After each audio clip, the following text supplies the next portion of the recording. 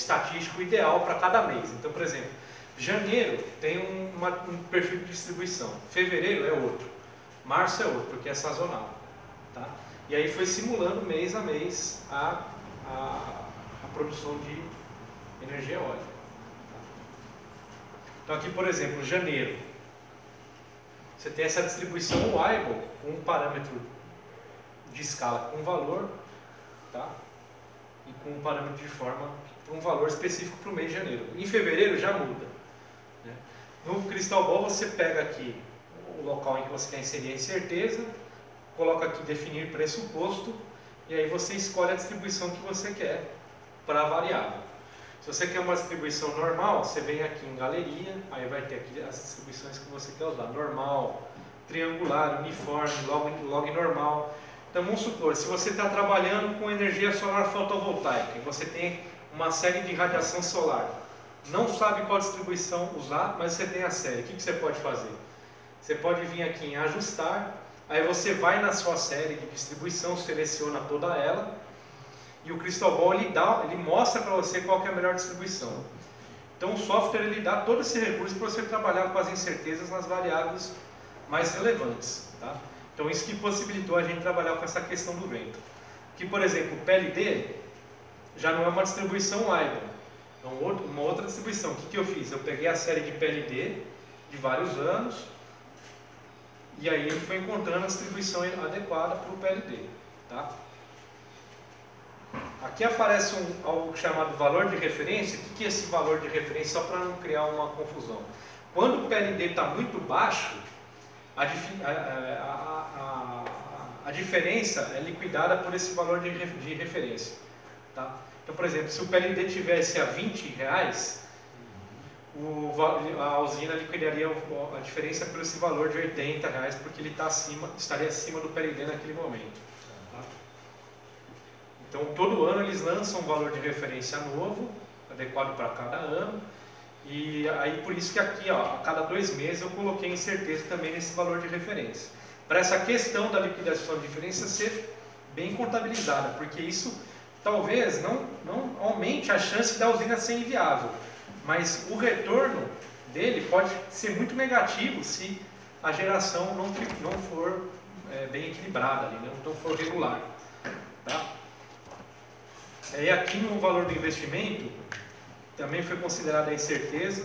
Aqui foi utilizada uma distribuição triangular. A gente pegou o valor das usinas no Brasil, nos últimos leilões na época e foi analisando a base de preço mais ou menos para adotar o menor valor, o máximo valor e o valor mais provável. Né? O valor mais provável foi a média dos leilões na época.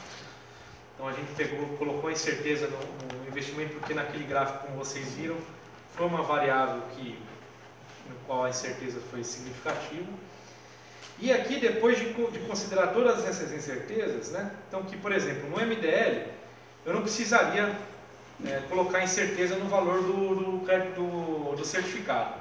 Mas vamos supor, lá no trabalho do autor chinês lá que eu mostrei no slide aqui, em que ele analisou a questão do crédito de carbono, talvez para ele seja interessante colocar incerteza no valor do crédito de carbono. Então aqui também é um caso em que você pode fazer a mesma coisa. Pega a série de preços, procura uma distribuição adequada para ele e pode ser colocado incerteza. Então para cada caso que você quer, dependendo da variável que você quer trabalhar, o Crystal Ball ele possibilita você incorporar a incerteza. Né? Então, por exemplo, no caso lá do mercado livre, né, de energia, no preço já vai incerteza no mercado livre, porque você não tem a garantia, em todo o contrato de mercado livre, você não tem a garantia de que você vai receber o mesmo preço ao longo de 20 anos. Você pode fechar, por exemplo, contratos de ano a ano, em que o preço pode variar, seja pelo PLD ou por um preço negociado. Então, nesse valor aqui de preço, eu poderia, num ambiente livre, eu incorporei incerteza, porque esse preço poderia ir mudando. Né? E isso já aumenta o risco lá no valor final. Né? Então, tudo isso você pode mensurar através do uso da simulação de Monte Carlo. Agora eu vou mostrar aqui, para vocês fazerem a simulação, o que você tem que fazer. Depois de você incorporar a incerteza em todas as variáveis, o que você faz? Você vem aqui no valor do VPL, que é o retorno, e clica aqui em definir previsão. Então aqui, por exemplo, é o valor que eu quero prever na simulação. Então ele vai sortear valores lá para o vento, para cada mês, sortear valores para o PLD a cada mês, para o valor de referência, para o investimento, e vai dar um retorno para cada rodada de simulação. Então eu vou rodar aqui, ó, 1000 simulações para o VPL. Ele vai gerar 1000 valores aleatórios para cada variável que eu coloquei, aquele verdinho ali, né, que eu coloquei incerteza. Então ele vai gerar 1000 valores de VPL, em que as incertezas, em que os valores ali diferentes vão ser simulados para PLD, para vento, para tudo aquilo que eu coloquei em incerteza. O Crystal é um plugin ou Excel? Ele é um add-in, né? Então você compra, né, a licença. No caso, para os professores, eles passaram para mim, né? E você coloca ele e põe lá e vem aqui, ó, em suplemento, aqui, opções Excel, suplementos, aí ele vai aparecer no suplemento de comando aqui, parece. Aí vai aparecer para você ativar ele no suplemento, quer ver? Ó, aí vai ter aqui, suplementos com ir. Aí vai aparecer o Crystal Ball. Você seleciona ele, clica aqui, ele já vai aparecer no cantinho aqui. Depois só usar, só fazer associado ao Excel, então, junto. Ele é um adicional, né? Exatamente. Suplemento, né? Como diz a... Então, para rodar a simulação, eu coloquei aqui definir previsão, ele vai pintar de azul. E eu vou só clicar aqui em iniciar. Ele já vai iniciar a simulação aqui para mim. Aí vai aparecer um gráfico aqui, ó, em que eu vou poder ver a chance, né, o percentual de chance de a usina ser viável. Se eu colocar 0 aqui, né, que 0 é o valor mínimo para o VPL garantir que a usina é viável. VPL acima de 0 é que a usina é viável, abaixo de 0 é que é inviável. Como eu disse, no caso do ambiente regulado, deu quase 100% a viabilidade, né? O valor, aquela questão do descasamento da geração não é o suficiente para inviabilizar a usina. Tá? Nenhum dos casos ele é suficiente para inviabilizar a usina, mas ele, em algumas situações, pode proporcionar um VPL muito negativo, ao ponto de você ter que, às vezes, abandonar, pode, às vezes, até que abandonar o empreendimento, dependendo do contexto ali do vento, né? Se for um vento, você pega um evento raro, em que o vento é muito ruim durante uma série de meses, isso gera um prejuízo imenso para a usina eólica. Então, você não tem o risco tão grande de o seu VPL ser negativo de uma forma geral, mas você está sujeito a um evento extremo, né, que pode ser derivado dessa questão da liquidação de diferença, que pode gerar um prejuízo, isso para deixar o investidor ciente. Né? Algo que, se a gente fizesse análise determinística tradicional, não seria possível de contabilizar. Tá? Esse prejuízo momentâneo, né? Assim, não num período grande, num período grande ainda continua sendo viável. Né? Então, a questão é, aqui, quando você roda o VPL, e você pega esses valores, isso aqui está dando um retorno, considerando diferentes cenários. Então, vamos supor, você pode ter, é raro, mas você pode ter uma série de meses em que o vento é muito ruim. Isso pode te gerar esse cenário aqui. Isso para o geral, para o seu retorno geral do investimento. Tá? Aí aqui, depois que termina a simulação, eu posso extrair os dados, ó, do valor previsto do VPL. Clico aqui em extrair dados. Aí eu posso pegar aqui valores de avaliação. Ele vai abrir uma planilha agora no Excel com todos os valores de VPL que foram gerados. Aqueles 1000 valores que eu simulei, eles estão aqui, ó. Eles estão aqui. Aí você pode ver qual foi o menor valor. Né? A gente abre aqui, escreve mínimo, seleciona a coluna toda aqui.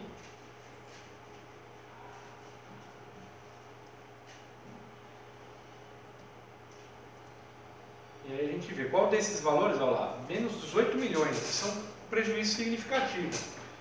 Que talvez, se a gente não tivesse analisado a questão da diferente geração, talvez não seria, você poderia chegar a um valor tão baixo. Tá? E é algo que pode acontecer.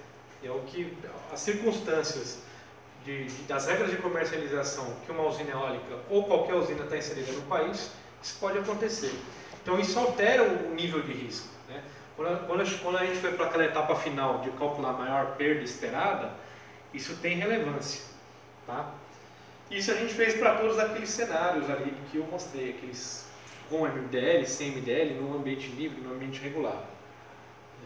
No lucro presumido, que é um regime de tributação diferente, em que você não paga o imposto de renda, né, a contribuição social atrelada ao lucro líquido, ele paga atrelada à receita. Isso é uma vantagem para o produtor. Então, a gente acabou vendo questões regulatórias aí também que são relevantes para o produtor. Isso ajuda, às vezes, para o investidor que às vezes não está tendo retorno no empreendimento, mostrar para o governo, ó, se eu tivesse essa condição, seria mais interessante. Será que não tem como ajustar política e tal? Então isso acaba trazendo informações importantes para o investidor num setor de energia renovável que não é competitivo frente às fontes convencionais, a ver o que realmente é relevante para ele para reduzir o risco, porque é um setor em que o investidor não quer risco, né?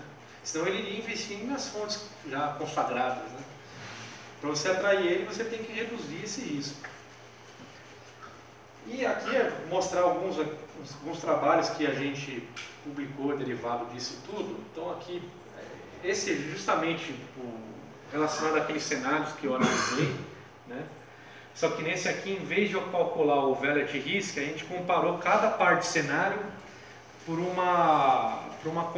teste estatístico, né, de variância. Então a gente pegou a variância dos retornos, do retorno de cada cenário e fui comparando par a par.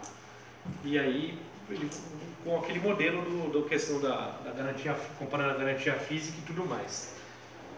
Esse artigo, ele é completamente teórico, envolveu aquela parte inicial que eu apresentei para vocês de políticas, tudo que o Brasil fez nos últimos anos, né? Então esse artigo teórico, porque é um tema que acabou gerando, em termos de produção científica, acabou dando muito resultado, né? E são ferramentas simples, por exemplo, se você usar o Crystal Mouse, você não precisa usar a linguagem de programação, um software que a universidade tem, então é algo que é totalmente acessível a gente, né, a nós alunos, e que acaba e que ajuda a gente a produzir resultados. Tá? Então não é algo complicado de fazer, o que foi complicado é entender essas circunstâncias de regulação que eu apresentei no começo, ali, né? Questão da liquidação diferencial que eu aprendi ao longo do trabalho, né? Tive que me aprender a ver a questão da produção de energia eólica. Então, por exemplo, eu não sabia que o coeficiente de potência do aerogerador tinha correlação cúbica com o vento. Isso aí ao longo do trabalho são coisas que você vai pegando, né? Mas qualquer trabalho que cada um de nós fizermos, a gente vai ter que ter esse movimento, vai acabar descobrindo essas coisas. Só que as ferramentas que são utilizadas, como vocês viram no Crystal Ball, algo muito simples de mexer, custo computacional para nós é nada, né? Faz rapidamente, né? Eu gerei 1000 simulações, poderia gerar mais, enfim. E é algo extremamente prático, é só... E tem a parte de montar a parte financeira, tudo, né? Mas nós temos as disciplinas aqui que auxiliam a gente, então foi algo que aos poucos foi saindo sem tanta complexidade, assim. Foi algo que você vai estudando e vai desenvolvendo, né? Esse artigo aqui é de um exemplo que eu peguei lá do que eu fiz lá analisando a parte do net metering com a isenção do ICMS, né? Nesse artigo, eu abri a planilha, eu trouxe até a planilha aqui de um dos exemplos. O que a gente fez? A gente pegou 4 cidades no Brasil, uma no Nordeste, uma na região Sudeste, né? Uberaba, que está perto do Centro-Oeste, ali também de Goiás, no Sul, e uma na região Norte. Vou mostrar aqui o caso que a gente fez para a cidade de Belém, que é o da região Norte. Tá? Então a gente fez analisando o impacto do net metering com a isenção do ICMS ou sem a isenção. Fizemos a mesma coisa aqui, que no caso da usina eólica, só que como é uma microgeração,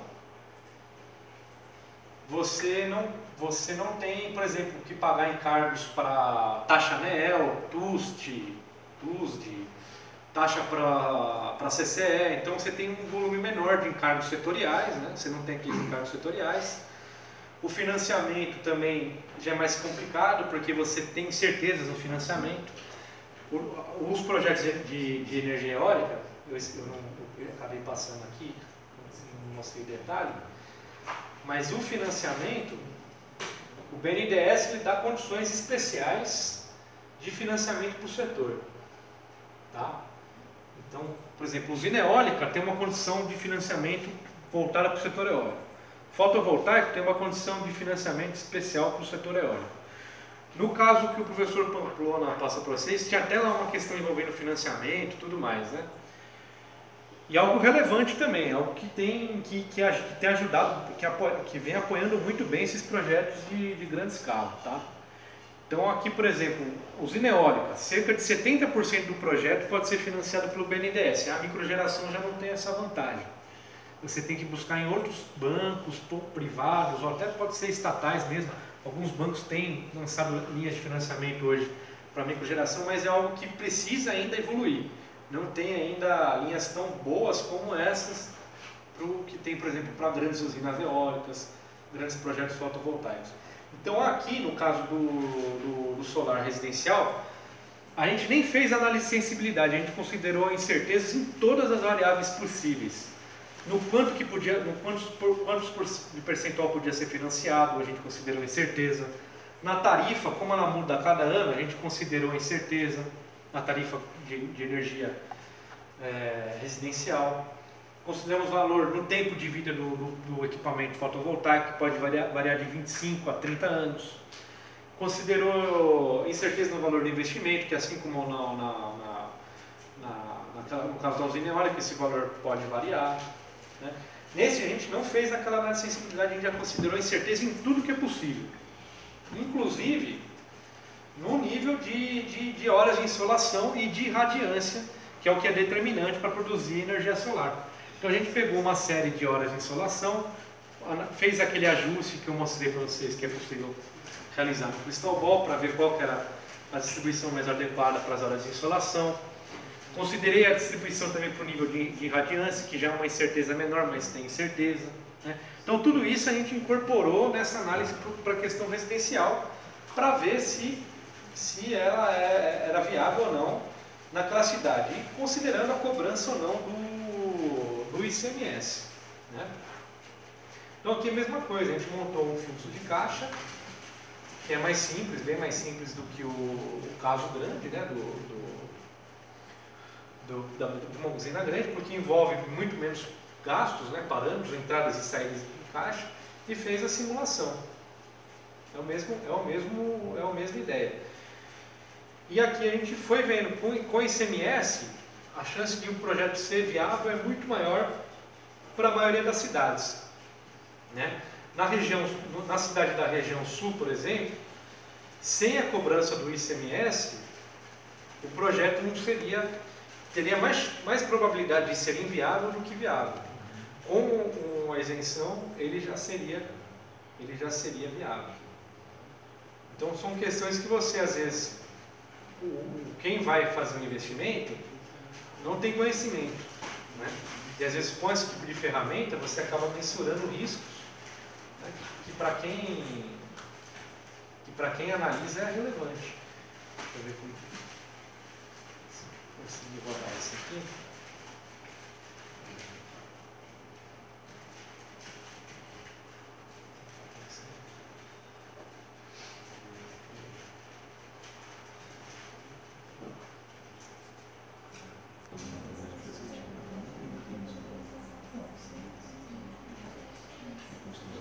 Faz a mesma coisa, ele vai rodar a simulação.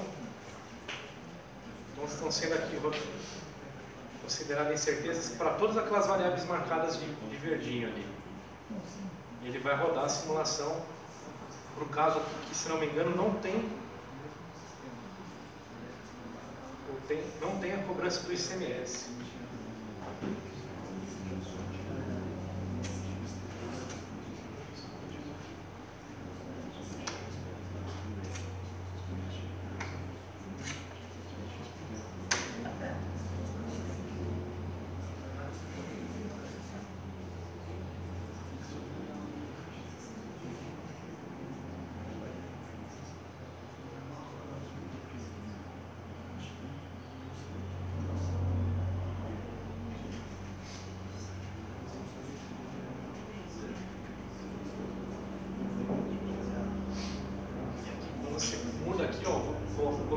com cobrança agora, ele vai aparecer o valor do ICMS. Aqui, ó. Ninguém não, você já atualizou. Agora com cobrança.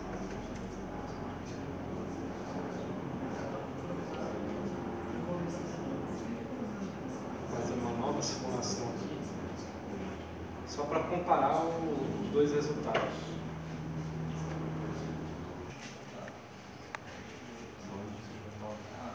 Então aqui, ó, você vê, por exemplo, quando você não adota a isenção, o projeto a instalação já fica muito mais provável de ser inviável do que viável quando é o caso que você tem isenção. Então, assim, questões regulatórias que são relevantes para o investidor nesse setor, e com o uso da simulação de Monte Carlo você consegue analisar todos esses contextos, você consegue tornar a sua análise financeira mais robusta para quem está investindo.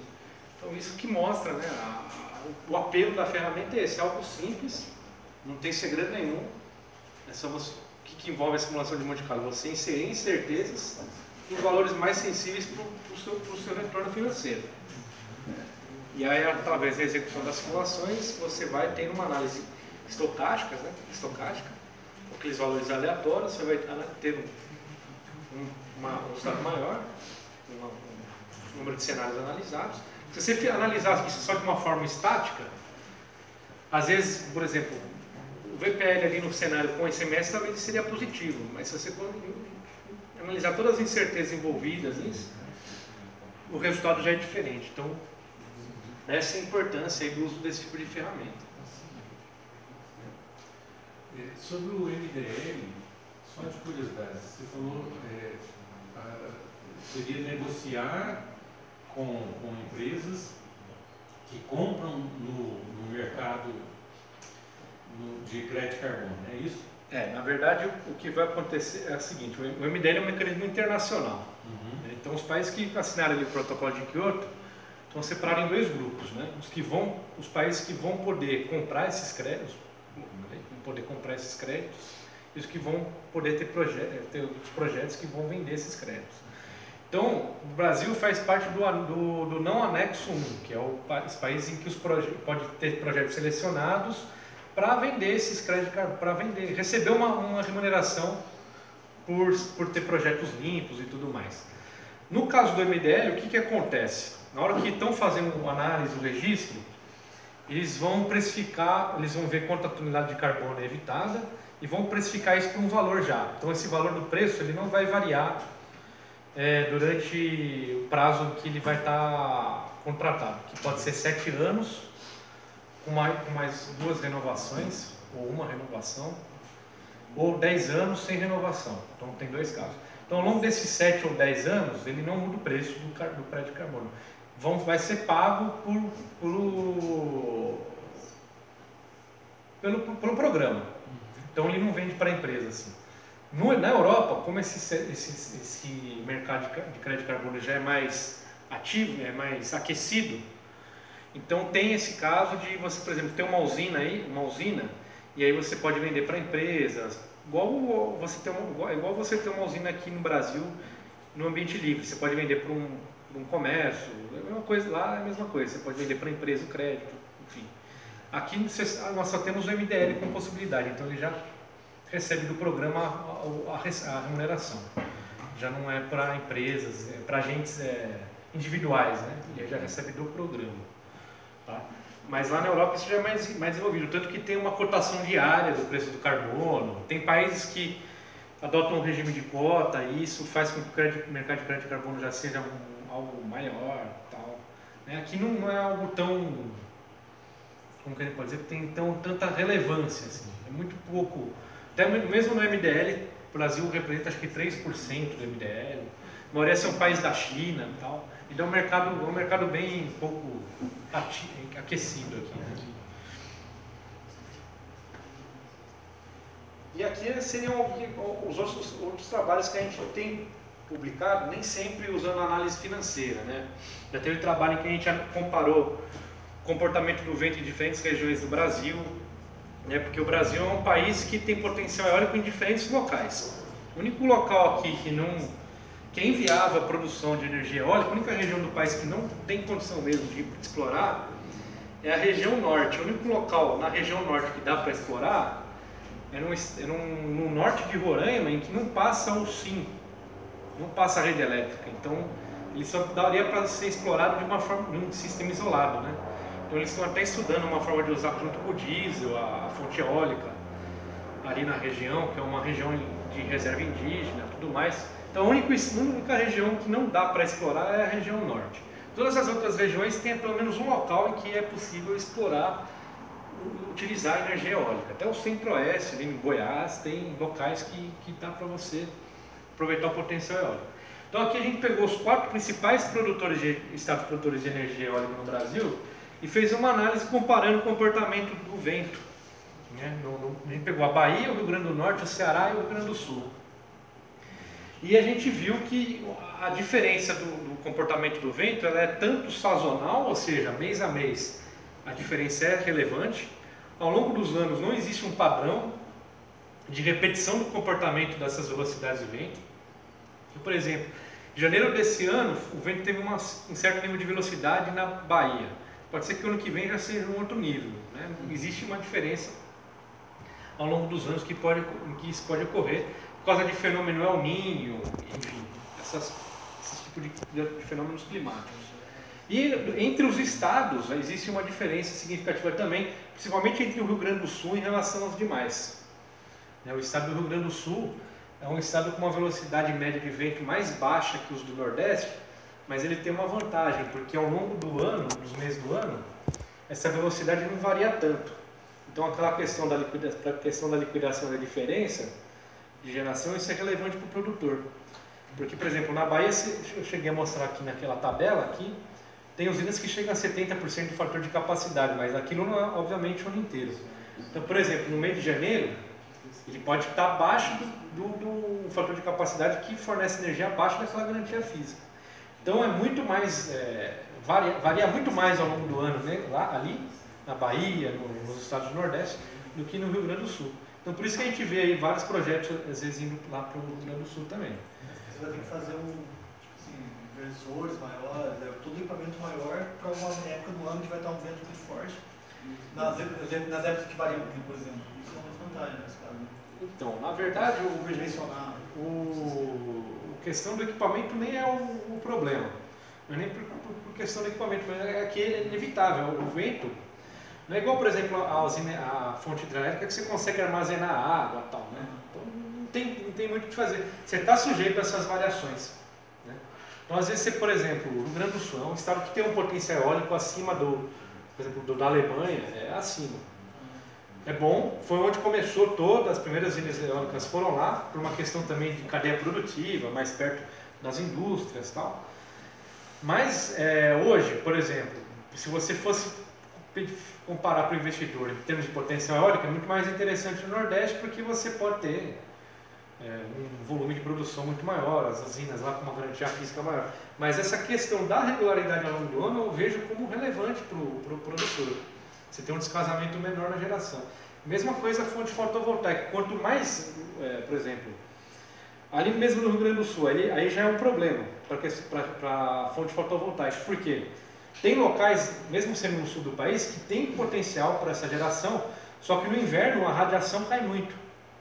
Coisa que, por exemplo, aqui em Itajubá, não, a radiação já é regular ao longo do ano. Então já é um local em que você não tem, por exemplo, esse tipo de variação na produção. Né? Claro que a radiação varia muito menos do que o vento. O vento, às vezes, você tem meses que é muito alta a velocidade, na Bahia, às vezes chega altíssimo, quando chega em novembro, dezembro, cai muito, perto do que é no meio do ano. Algo que mais raro você vê com a radiação. Mas pode acontecer, quanto mais longe da linha do Equador, né, em baixa latitude ali, você tem uma radiação menor no inverno. Então, vai caindo, a sua curva de geração ali vai sendo menor. Então, isso a gente analisou nesse trabalho, mais para o lado do vento. E acabou sendo interessante, porque a gente pegou uma ferramenta que utilizam na indústria para fazer essa comparação. Algo que eles estavam comparando para medição de peças e tudo mais, a gente pegou para analisar, para medir vento e fazer uma análise do comportamento do vento, que isso influenciaria na produção de energia eólica, então acabou dando resultado. Então essas disciplinas que a gente faz na pós-graduação, elas são muito, às vezes a gente não tem muita ideia, chega no mestrado, tem dificuldade em ter a ideia, ou não tem, às vezes não tem a mínima ideia do que fazer, né? E às vezes as matérias que a gente faz fornece essas ideias pra gente, então por isso que ela acabou me ajudando bastante, né? Uma matéria da área de qualidade não é nem minha área, eu vim da área de finanças, acabou me ajudando a fazer um estudo sobre medir velocidade de vento, não tem nada a ver com a parte financeira. Então, mais para mostrar que às vezes das disciplinas mesmo, você consegue achar soluções às vezes para algo interessante. Aqui tem outros trabalhos que a gente tem produzido em congressos, né? Tem outros artigos que a gente submeteu que está em avaliação. Agora, no doutorado, eu não estou usando a simulação de Monte Carlo, né? A parte de engenharia econômica que eu estou utilizando é mais para uma etapa parcial, né? Da análise. A gente está usando modelos de otimização. Então, por exemplo, as usinas híbridas, né? A gente não tem critérios bem definidos ainda para o governo selecionar quais projetos, como que deve ser configurada uma usina híbrida, de forma que você traga ganhos econômicos e socioambientais para o país. Então, por exemplo, a usina eólica, ela é uma fonte limpa, mas ela tem alguns problemas. Então, ela é uma fonte que ocupa um tamanho muito grande do terreno, então ela ocupa um espaço até maior do que uma hidrelétrica. Então, uma usina eólica que é do tamanho de Belo Monte, com a potência de Belo Monte, ela causaria os mesmos impactos socioambientais na etapa de construção, porque ela ocupa um espaço até maior do que a usina hidrelétrica. Então, ela ainda causa alguma contestação em alguns locais em que elas estão instaladas. Então, por exemplo, tem um povoado chamado Aracati, no Ceará, que tem uma usina eólica e ali é um local excelente para aproveitamento de fonte eólica. Foi construída uma usina no local. E parte da população desse povoado contestou muito a instalação da usina ali, porque mudou a configuração do local, atrapalhou o turismo, né? A construção das barragens atrapalhou o acesso a lagos, a estrutura das casas foram afetadas. Então tem tese de doutorado que tem trabalhado isso em outras áreas, claro, né? A área de geologia, que analisou como uma usina, a etapa de construção da usina afetou a estrutura da casa, tudo. Mas isso tudo provocando a discussão de que a construção da usina eólica ela pode causar esse tipo de contestação. Né? Fora a questão de aspas poder atingir aves de rota migratória, então tem esse problema, algo que a fonte fotovoltaica já não passa, porque ela ocupa um espaço bem menor, né? E ela não causa esses transtornos na etapa de construção, é uma fonte que desconfigura muito menos, né, o habitat local do que a fonte eólica. Tanto que ela é instalada hoje na microgeração, você também pode aproveitar a microgeração a partir de fonte eólica, né? Mas você vê que é muito mais aproveitada a fotovoltaica, até pela facilidade de você colocar placa, né? De você não atrapalhar aves, né? Então, por isso que esse é o ganho socioambiental da fonte fotovoltaica. Mas ela é uma fonte que a tecnologia é menos madura que a eólica, então ela é mais cara. O custo nivelado para a produção de energia dela é menor. Então a gente teve que desenvolver um modelo de otimização para poder orientar um nível ótimo em que você consegue equilibrar tanto o aspecto econômico quanto esse ganho socioambiental. Então é isso que eu trabalhei no doutorado. Foge um pouco da simulação de Monte Carlo. A gente trabalha ainda de forma independente, né? Por exemplo, esse trabalho de microgeração fotovoltaica não está nem ligado ao meu mestrado, nem ao doutorado, mas uma disciplina que eu fiz lá com o professor Edson, que um colega fez o trabalho, eu juntei com ele, vamos melhorar e vamos tentar publicar ele, analisando essa questão do ICMS, tudo, acabou gerando um artigo. Então, às vezes, nas disciplinas, você acaba desenvolvendo um artigo na disciplina que, às vezes, você não dá continuidade e que poderia gerar um artigo, né? Então, é por isso que às vezes é legal mostrar, né, esses artigos, porque são tudo coisas que a gente desenvolve em sala de aula, em disciplinas, e a gente é cobrado pela publicação, né? Pelo menos no programa da produção, isso é uma cobrança forte para publicar os artigos. E então, tudo são ideias simples, com ferramentas que a gente consegue usar, que às vezes dão resultados, né? Que as ideias que a gente tem aí discutido, essa questão da análise financeira, outro aspecto interessante, é que você tem a questão da flexibilidade gerencial, né? Então, por exemplo, uma usina eólica. Você pode, ao longo do terceiro ano, ao longo dos 20 anos de operação, de tempo de vida dela, você pode expandir ela, né? Por que não? Você pode abandonar a operação dela. Isso tudo muda o valor ali do VPL. Então, expandir uma usina eólica, né? Aumentar, dobrar a capacidade dela, o que isso vai impactar no meu VPL? Aí já entra no que chama de teoria de opções reais, em que você analisa o valor do projeto considerando essas flexibilidades, de você abandonar, de você parar o empreendimento durante alguns anos. Então tem opções, principalmente nas usinas que comercializam no ambiente livre, você tem essas flexibilidades, né? E isso tudo influencia no valor daquele VPL. Então é algo que a gente tem tentado desenvolver alguma coisa também, que é nessa área de teoria de opções reais. Que tem até professores do departamento aqui da engenharia elétrica que trabalham na área. Então é algo que é uma continuidade, né, desse trabalho que eu mostrei para vocês da usina eólica.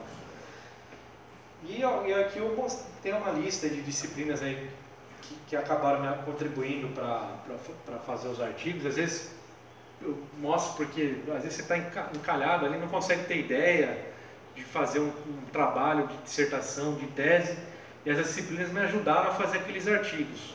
E esses artigos, você fazendo um artigo desse, você praticamente tem a sua dissertação, tem a sua tese. Então essas disciplinas aí que me ajudaram a ter os resultados ali daqueles artigos. Então se alguém aí está com muita dificuldade, tem interesse aí na publicação ainda e precisa fazer, ainda não está tá travado, essas disciplinas elas ajudam a clarear, desenvolver ideias. A disciplina que o professor Edson dá de engenharia econômica, ele mostra a simulação de Monte Carlo novamente, né? Os exemplos que ele dá não é tão associado à área de energia. O que eu procurei trazer aqui são os exemplos de energia solar e energia eólica que eu venho trabalhar, que eu tenho trabalhado, e é mais ligado ao curso de vocês, né? Então eu tomei a liberdade de trazer esses exemplos e falar um pouco da parte de regulação, porque a disciplina também envolve a questão de regulação. E aqui tem o meu e-mail, qualquer coisa, se alguém tiver dúvida em relação ao uso da simulação de Monte Carlo, quiser trocar alguma ideia, fique à vontade em mandar dúvidas. Eu não sei se alguém aqui trabalha, está desenvolvendo dissertação usando essa simulação de Monte Carlo, mas às vezes surgem dúvidas. Aí o próprio Diego aqui viu a aula do ano passado, a simulação de Monte Carlo ajudou ele tem ajudado ele na dissertação, e ele me procura às vezes, tira dúvidas. O Marco Coelho, ele mostra as dúvidas dele lá com o Crystal Ball. Fiquem à vontade aí, se o que eu puder ajudar é um prazer. E no mais aqui, eu agradeço a atenção. Tem um exercício aí que o professor Edson passou, eu não sei qual é o exercício, se alguém tiver